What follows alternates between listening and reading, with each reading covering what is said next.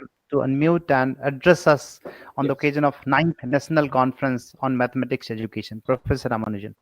Good morning, everyone. Can you hear me? Is the audio okay? Yes, sir. Okay. It's okay. Loud and clear. Thank you. Good morning. Thank you very much for that kind introduction. Professor Srivastava, Professor Pradhan, Dr. Garg, and all my dear friends. It's a pleasure for me to be here addressing the 9th National Conference on Mathematics Education. I see many of my old friends here. It's a special pleasure to see Professor Hukum Singh, whom I have not met in many years now. Professor Kameshwar Rao, Professor Subramaniam, I don't know if he's there, but yeah, several old friends and many youngsters as well. It's a great pleasure for me to be associated here and talk to you all. I'm delighted to hear of the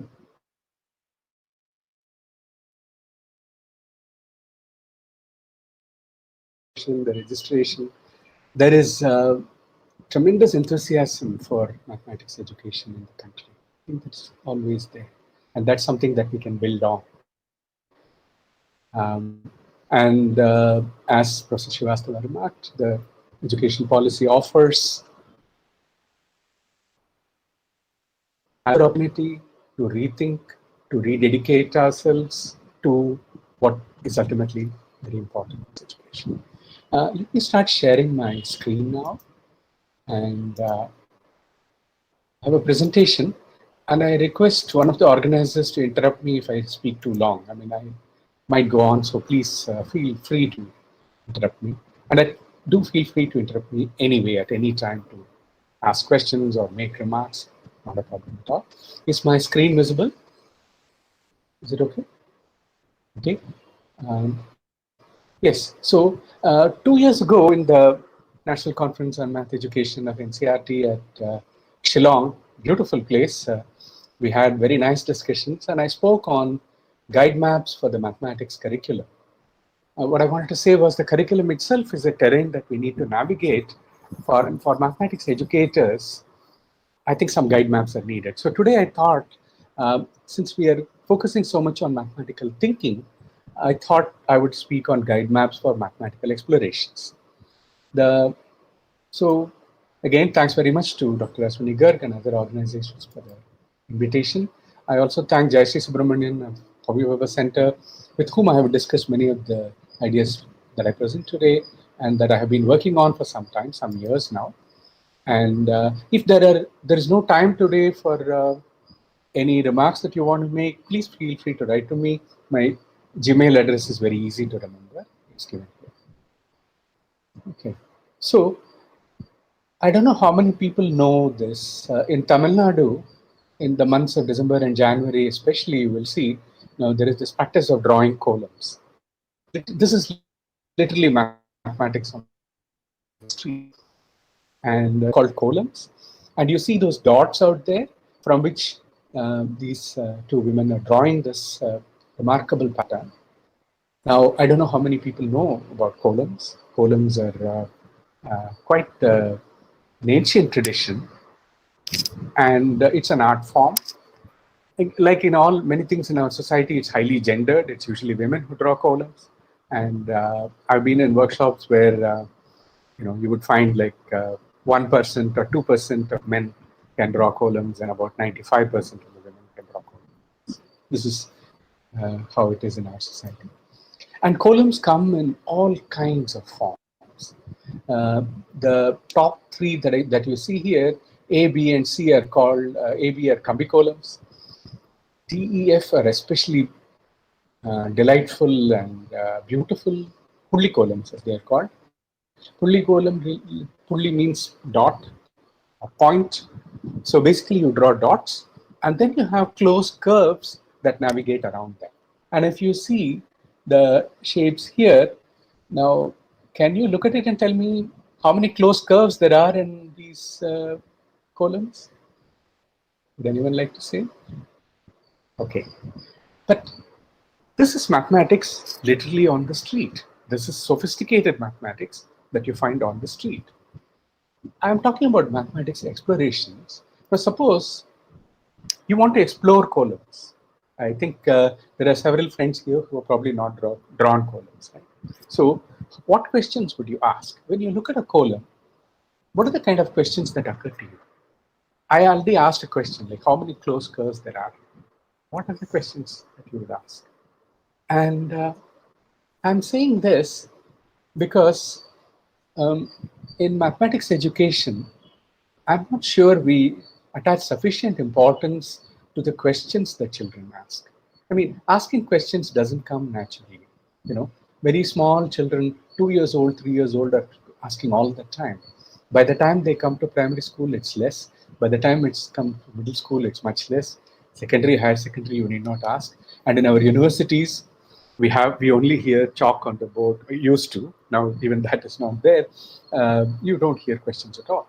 So the art of questioning, the art of mathematical questioning is essential for explorations. And for that, you literally have to start from the street. And here, columns, are beautiful for mathematical exploration. It's aesthetics and mathematics together. What questions would you ask? What would you do? What would you draw? How would you try? You have to try by imitation. How does one explore a topic? What does it mean to explore at all? I mean, if I ask you what is, for a Delhi person, if I ask how do you get from NCRT to the airport, there is nothing to explore out there, right? I mean, there is just one, well, whatever routes, but explore means that you are entering a territory, you are looking at a terrain which you don't know. And it's not completely blank. You know something. There is a lot that you don't know. You start exploring. So, and then comes the question: how do you explore a topic mathematically? What is a mathematical exploration? And do we have space for that in our curriculum and pedagogy, in our classroom practices? The plea is to find some space for it. And that's what mathematical thinking is about. And I'm just using columns as a context to raise these issues. So, and then comes the question, what do we need for the exploration? If you want to explore a topic mathematically, what knowledge do you need? What kind of skills do you need? What attitudes you need? Let's not forget the last, that's very important. Knowledge, skills, and dispositions. You need a disposition to be able to think, to talk, to try something that you don't know. And most importantly, not worry about failure. Because when you explore, if you already know the answer and are enacting it, there is no exploration. It's when you don't know the answer, and then of course you will stumble, of course you will fall, but not to be discouraged, not to give up. No, these are extremely important traits, and many people call these 21st century skills. I don't know what is 21st century about it. People who have explored, people who have learned, have always learned this way. But this is not something that our pedagogy normally gives importance to. And when you want to explore columns, I'm going to cut short. I mean, this thing that I would usually do if you are doing in a physical workshop, go to the board, we would try out things, and I've conducted columns workshops in our Institute of Mathematical Sciences in many places, children with teachers, and many times by now. And one thing that we do is, give a sheet of columns, 50 columns in 5 sheets or 10 sheets, and say classify them. How do you classify columns? Again, I would invite you to come to Chennai.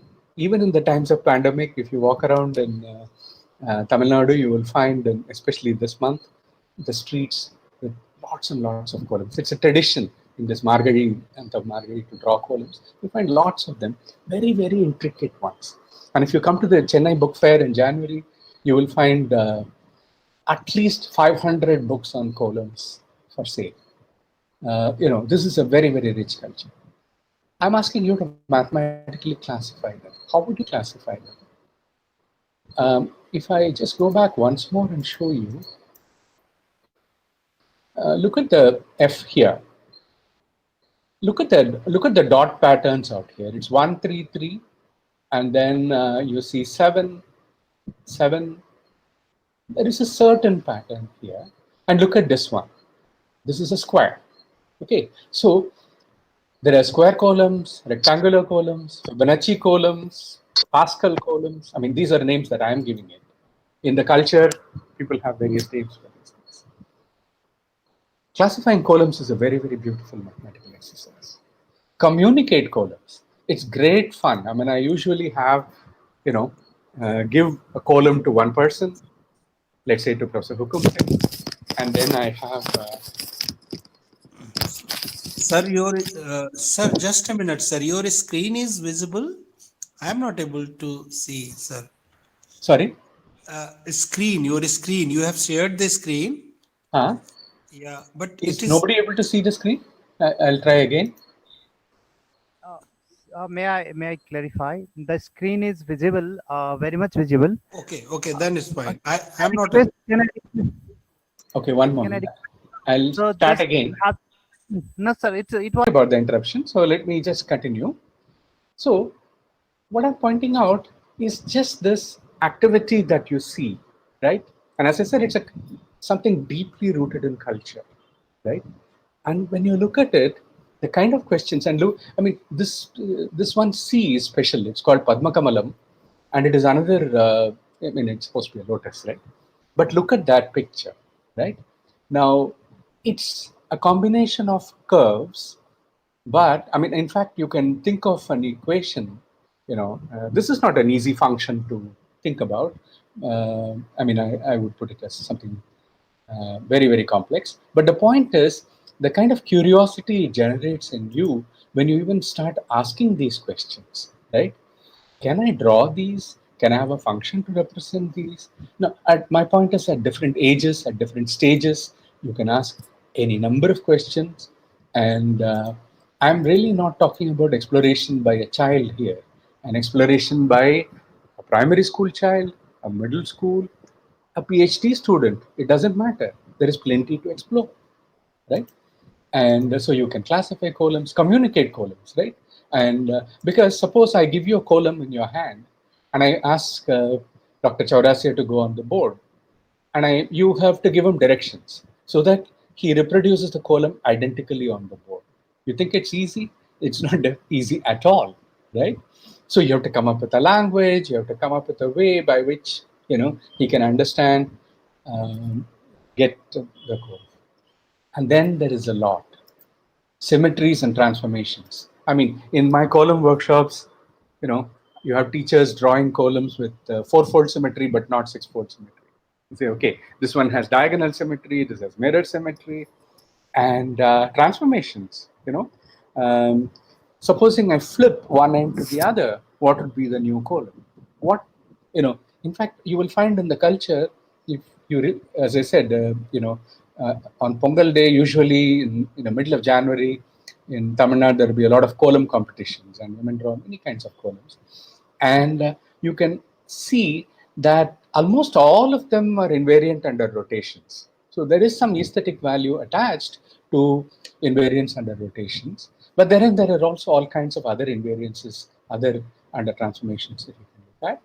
And then we usually do things like cut and splice. And this is the most beautiful one. This is really difficult one. How do you define the curvature of a column? There is a particular column called Chittu column, which twists and turns so much that it's not at all unusual to find columns with curvature like pi/7 and things of that kind. So these are very complex things. But my point is not to do all the complex things. The point is, why are we not even asking such questions in our, encouraging such practices, and and in the process appreciate culture and aesthetics as well. So why explorations? Doing mathematics often means, if you ask mathematicians, they would tell you selecting between representations, devising new ones, looking for invariances, observing extreme cases and typical ones to come up with conjectures.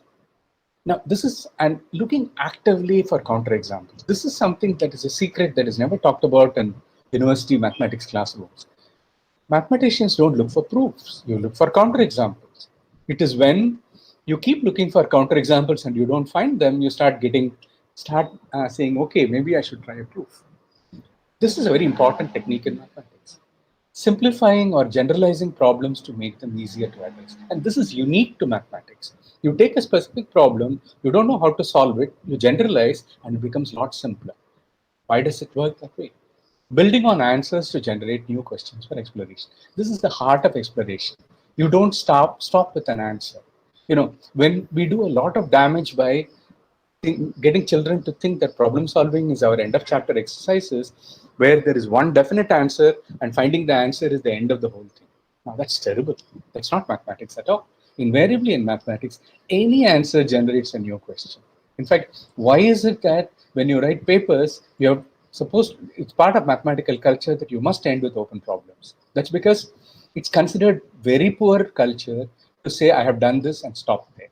No, that's a terrible lack of humility, right? So you're always supposed to end with questions that you have not solved. That's considered very important as part of culture. So my point is, this is all part of the mathematics culture. And my point is that we need to try and give even just a taste of such processes to every student. Sometime in your 12 years, sometime you should have done some exploration. You should have got a taste of looking for counterexamples. All this.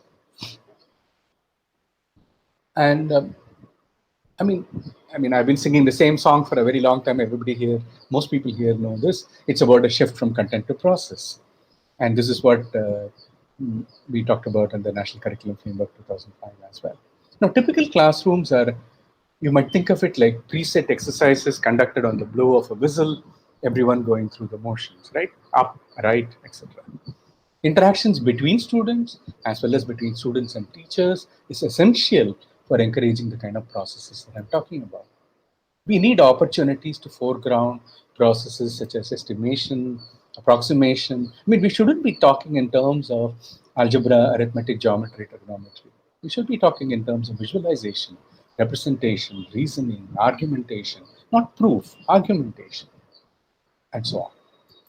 And this is well within the realm of feasibility, but needs systemic support. Mathematical explorations are not easy for a learner. There are peaks to climb, but there are also pits we can fall into and bends we cannot see around. But this is all part of the adventure, right? And making mistakes is simply part of, the way of learning. When one has reached a summit, when you have solved a nice problem, then you see there is a taller mountain ahead, but there is a pleasant valley to cross beforehand and streams. I love this analogy and metaphor of a terrain that it's like hiking. This is joy to be experienced, and it cannot be learned by someone merely talking about it. You must experience it yourself. And here I'm saying we, I do not mean only students. As educators, we need to experience the joy of exploration. As teachers, we have to experience the joy of exploration. And then we can communicate the joy. If we are merely transacting curriculum, it will be very hard to transmit any joy. What then the explorer needs for such navigation are good quality, reliable maps, right? Anybody who goes on hiking would tell you, guide maps are needed essentially. Explorers never leave home without them. Maps, what are maps? Maps are faithful, though symbolic representations of the terrain, right? They do not completely solve the problem for you, but they give you hints, they give you ideas. And guided navigation does not diminish the sense of adventure in the explorer, even while providing critical advice and safety, right? And this is true for mathematical explorations, is what I want to say. And who can prepare guide maps? Only by persons who have already navigated the terrain, perhaps using less detailed maps, and originally by those who first navigated without any help and returned to tell the tale. This is true in, when you will go to the mountains and hiking, but it's true of mathematics as well. So people who have experienced the joy of mathematics, who have explored, then can tell, oh, what this is about. And there are many styles of explorations: question-driven exploration, concept-driven exploration, content or goal-driven exploration. What are the characteristics of guide maps for mathematical explorations? I'm saying these are guide maps for teachers, right? That's what we are talking about here. low threshold, high ceiling starting points. I think this is very, very important for us to keep in mind. Both are important. Low threshold should mean that every student can get in. Games are very good, puzzles are very good. Many of these are ways by which anybody can get in and start. High ceiling, on the other hand, it must provide an opportunity for the ones who are, who can go higher and higher. Multiple trajectories. There should not be one way of solving the problem. There must be many pathways to explore. Multiplicity of solutions, preferably. Now, this is harder in mathematics, I know, but it's certainly possible. And then you must point out key insights, landmark points in the exploration, and then, of course, the processes at work. I mean, question driven. Here is a question. How many right angles can a polygon contain? Well,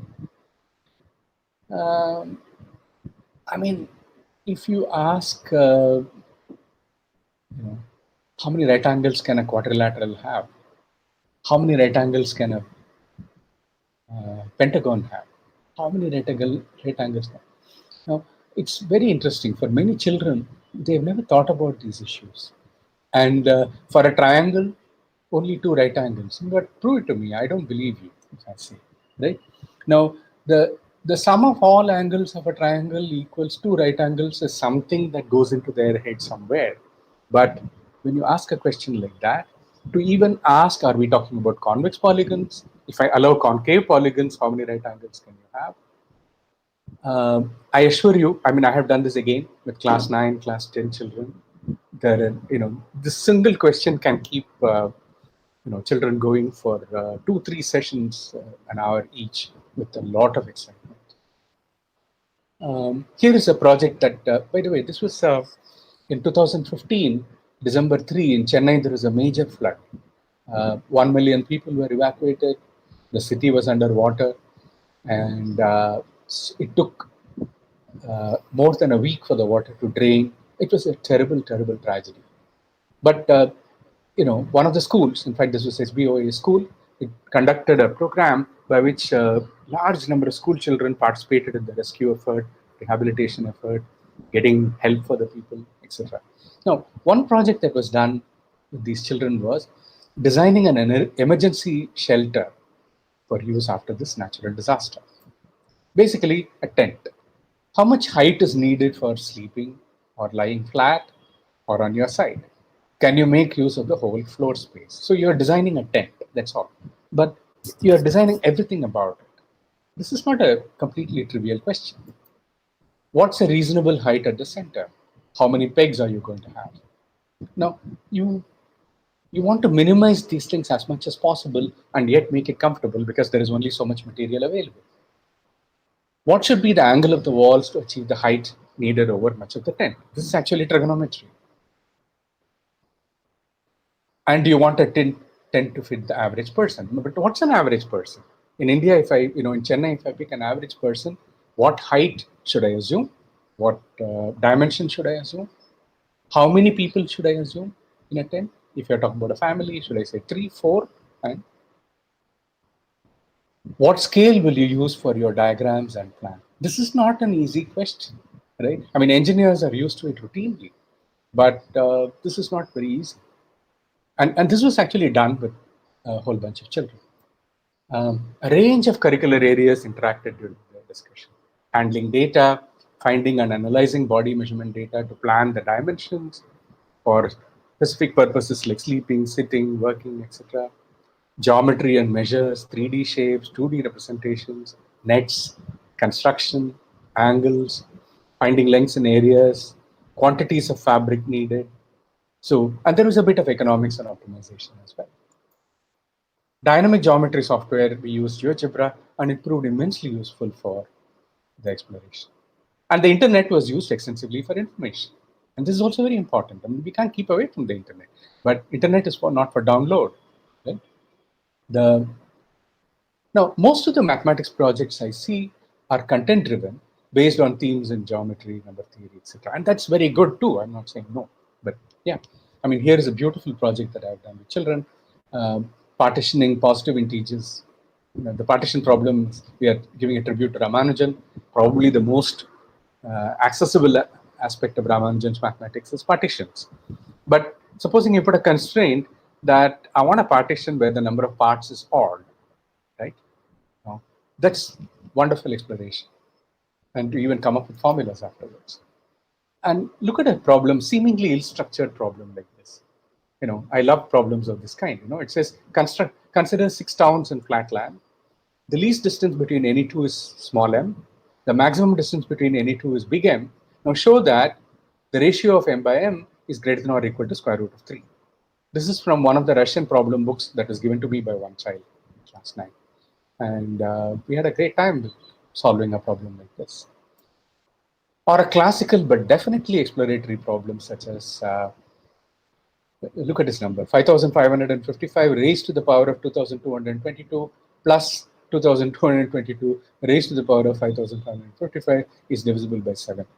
First thing you realize immediately is that these numbers you don't mean anything, right? You actually never hope to find any of these, and that 5 and 2 are a distraction, right? But this is a problem that you can explore.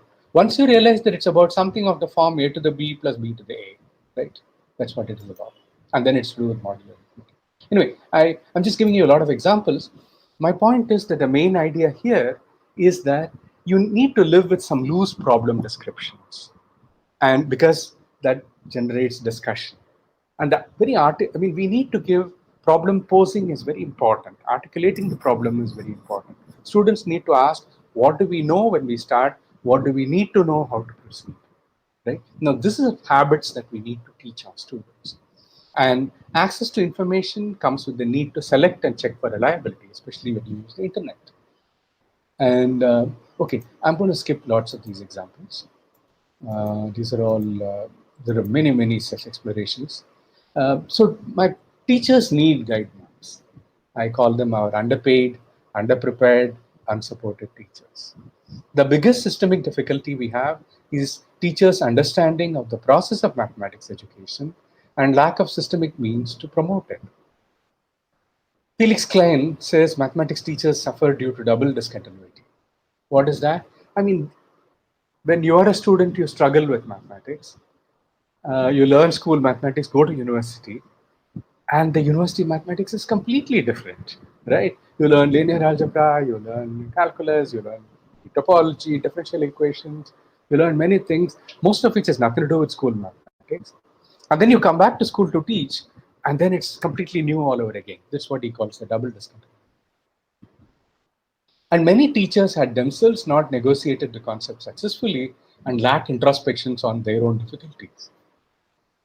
So the advocated shift requires knowledgeable teachers, but most teachers do not have personal experience of what it means to do mathematics over time, exploring questions with an intellectual purpose and not just pedagogic purpose. Let me end with a quote. David Wheeler, in his beautiful article, Mathematization as a Pedagogical Tool. I mean, for me, Wheeler has been the inspiration forever and ever, I must say. He says that I state my hope that a serious, subtle study of mathematization will help all of us in two respects. It will help connect the inner mathematical experience with its outer objective form. And in the classroom, it will help us to handle the individuality and spontaneity of students who are coming to terms with the most impersonal subject we ask them to learn. That part is very touching for me because as mathematics educators, I think it must be mandatory that when any group of mathematics educators come together ever, whether in groups like this large mathematics conference or in a group of 10 in a group, it must be mandatory to reflect on why it is that teenagers all over the world, we're not talking India, it's India, Somalia, United States, anywhere, right? Teenagers all over the world feel tremendous shattering of self-confidence due to mathematics.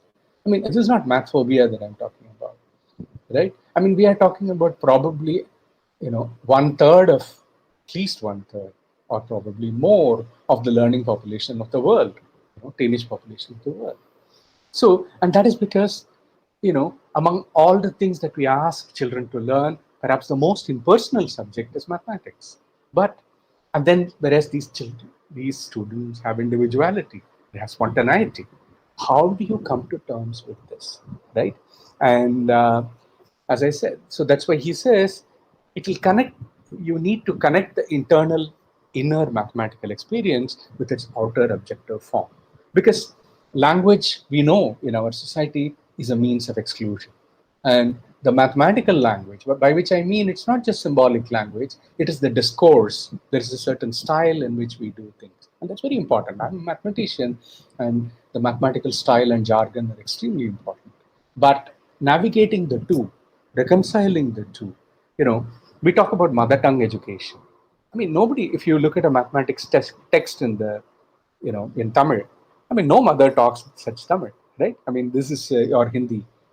It's not spoken language, it's academic language. It's very rigorous academic language, and there's a process of learning. But then, the language that you use at home and the language that you speak on stage or in academia are different.